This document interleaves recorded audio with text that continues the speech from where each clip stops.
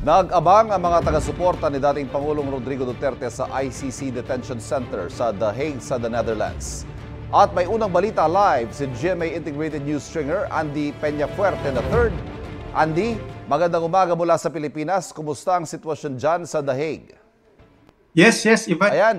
Good morning, Andy, from the Philippines. At kumusta ang sitwasyon dyan sa The Hague? Magandang gabi mula dito sa The Hague. Ngayon ay 11:03 p.m. dito sa at kanina nga humigit kumulang 200 Pilipino at karamihan sa kanila ay taga-suporte ng dating Pangulong Rodrigo Duterte ang nagtipon sa tapat ng Hague Penitentiary Institution. Tumagal lang halos 7 oras ang kanilang paghihintay at pag-aabang ng mga suporte ng dating Pangulo. Habang naghihintay ang karamihan sa kanila, inawit nila ang lupang hinirang, bayan ko at ako'y Pilipino habang ibinabagayway nila ang ating watawat. Mga anong oras, Andy, namataan na dumating ang convoy na sakay sa dating Pangulong Duterte dyan sa The Hague?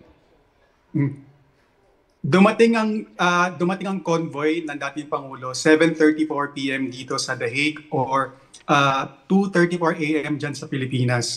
Dalawang team na SUV ang pumasok sa gate ng penitentiary at tinanong namin ng mga pulis dito kung lulan nga ba ng mga sasakyan nito si dating Pangulong Duterte at kinumpirma naman ito ng mga pulis. Yes. Sa parte ni Pangulong o dating Pangulong Duterte, kasama niya si dating Executive Secretary Medjaldea, may kasama siyang nurse, personal security niya. May impormasyon ba tayo sino mga sumundo sa kanya, Andy? Sa ngayon, wala pa tayong nakukuhang impormasyon tungkol dun sa mga sumundo sa kanya dito sa The Hague. May impormasyon ba, Andy, kung dumating na si Vice President Sara o sino mang anak ng dating Pangulo dyan? Sa ngayon, wala pa rin tayong nakukuhang confirmed na information tungkol sa pagdating ng Vice Presidente. Pero yung ibang local media dito nagsabi na, mga nakausap namin sila kanina, bagyan nilang sinabi na nandito na raw si Sara Duterte pero kinukumpirma pa natin ang impormasyon ito. May mga Pinoy pa kayang babalik mamaya o bukas dyan sa oras sa inyo sa The Hague Penitentiary Institution, Andy? Karamihan doon sa mga Pilipino na kausap natin ang nagsabing babalik sila at doon sila pupunta sa ICC para suportahan ng ating Pangulo at pati na rin si Vice President Sara Duterte. Nakikita natin nagkakaroon ng protest action sa Andy, ano? Diyan sa The Hague, paano bang masasabi ba natin medyo nire-respeto yung kalayaang magpahayag tulad yan o medyo mahigpit din sila? Malayo lang ba? Para nakikita ko napakalapit nila sa mismong institution, sa gate ng penitentiary.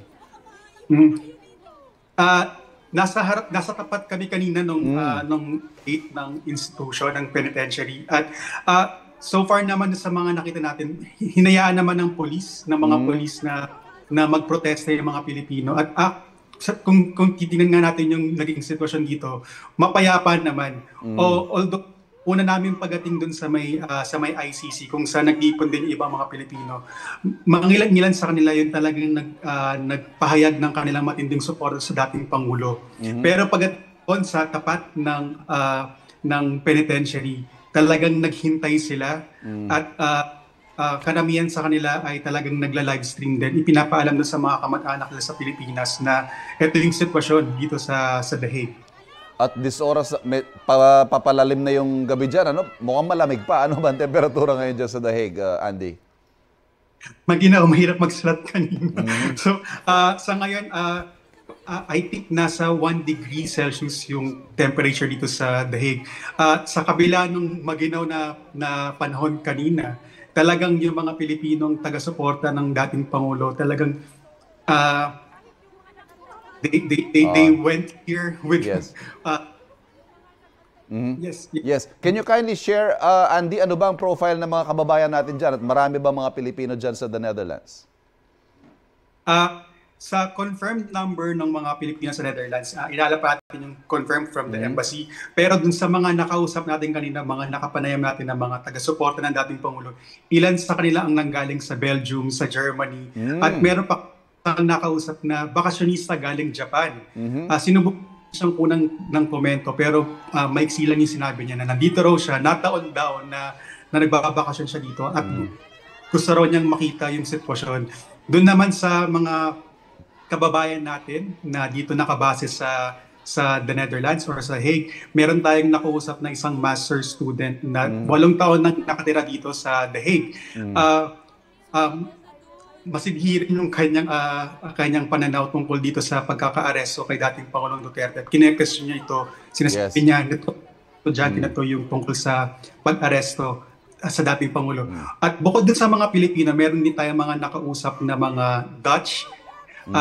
Meron dalang placard na ikinagalak nitong Dutch na to ang pagkakaaresto sa dating Pangulo.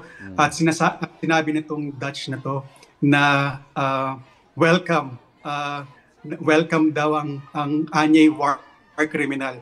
Tinutukan niya dito si Duterte.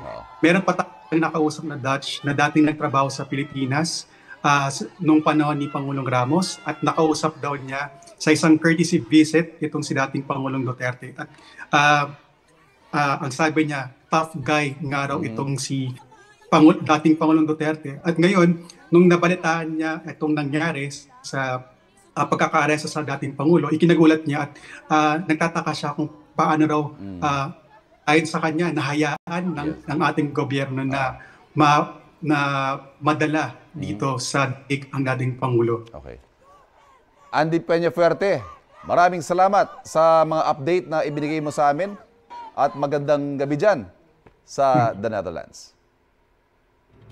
Nakausap po natin GMA Integrated News Stringer Andy Peñafuerte III.